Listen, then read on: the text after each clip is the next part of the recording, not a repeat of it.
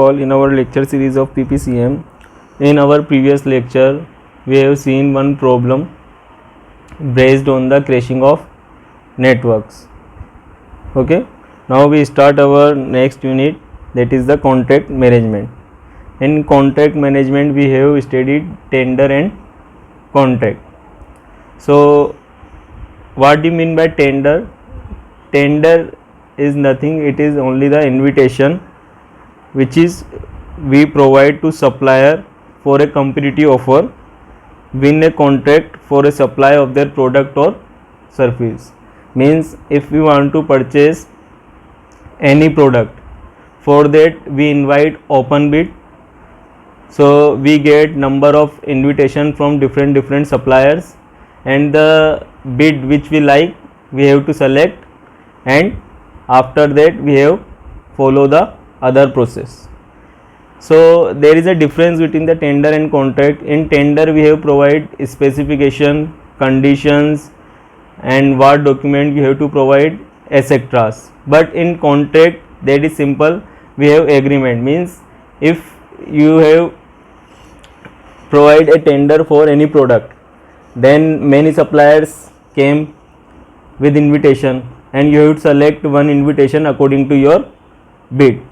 So after selecting your bid, you have do agreement with contractor, then how you manage their product for a years. So there is a difference between tender and contractor. So here we have seen some statement regarding tenders and elements of tender request document. So let's see. Tender requests are invitation to suppliers to provide a competitive offer to win a contract for the supply of their products or services. There are many different terms for tenders request, and each may slight difference, with the most common being request for tender. Means there are various names for invitation of tenders. So first is the request for tenders, invitation to tender, and other terms include request for proposal, expression of interest, and call for bids, etc. These are the name of invitations which we have done with the help of newspaper or we have published in our website. The document themselves will vary between organization to organization, but common elements of tender request documents include, means these tender documents vary according to organization. For example, if we have to invite bid for a PWD work, then their documentation work is vary. If we apply a bid for our institutional purpose, then the document is vary. That's why here we have to study that elements of tender request document. So in which first is description of the goods. So description of the goods and services to be procured. This will include what the work will involve and any technical specifications or details relating to requirements, deliverables or outcomes of the project. Second, conditions of tender. This stipulates the terms and requirements that must be in order to be considered for the project or contract. There may be technical qualifications, experience, licensing, legal or financial condition that ought to be met in order to be eligible. Third one, evaluation criteria. These outlines how your submission will be assessed and evaluated. This should be adhered to and used as a guide when preparing your tender submission. Fourth one, submissions content and format. The details may be provided on how you should present your submission. There may be specifications relating to length of submissions, file format, presentations, etc. Templates or response forms may also be provided. It is important to use these when available and adhere to format and presentation instructions. Okay, so these are the elements of tender request document include.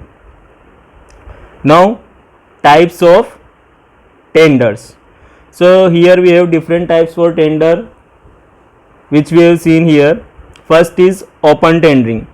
It is the main tendering procedure employed by both the private sector and the government. The client advertises the tender offers in the local newspaper along with key information of the proposed works and inviting interested contractors. The tender notification include an invitation to treat a mere request by the employer for a suitable contract to submit their bids or offers. This is the most used tender, means we have every time use this open tender, means national bidding. Everyone is used for national bidding. Second one is the selective tendering. It is the one alternative developed to address the limitation of the open tendering procedure. Here a short list of contractors is drawn up and they are invited to submit tenders. The purpose of the tender is to improve the quality of bids received, to ensure that the contractors with necessary experience are given a chance to submit the necessary bids for the specific reason of the employer. This makes the e-tendering process in India more manageable and less burden for the parties involved. In selective tendering, what we have to do, we have to select first contractors. After selecting that contractors, we have bidding in between that contractor, and after that we have received or select the product which we want. Okay. Next is the negotiation tender. This type of tendering is widely used in the engineering and construction industry, commencing from tendering until the resolution of the disputes, which comes under the pre-contract negotiations and post-contract negotiations. Usually a single contractor is included but can be scaled into 3 contractors. Okay. In this part we have to select 3 bid, and in 3 bids we have select one. This is the process. And last is the term tender. It is normally used as project that need huge maintenance. The contractor will be asked to cover a range of different buildings in different locations. It is often limited to a fixed time scale, although the needs of the client may require this to be extended. This is generally a standing offer to undertake a loosely defined extent of work, usually within fixed amount of time. So these are the types of tenders, elements of tender, and the definition of tenders, and there is the difference between the tender and the contracts. So this lecture is over, guys. We meet with another topic in our next lecture. Thank you.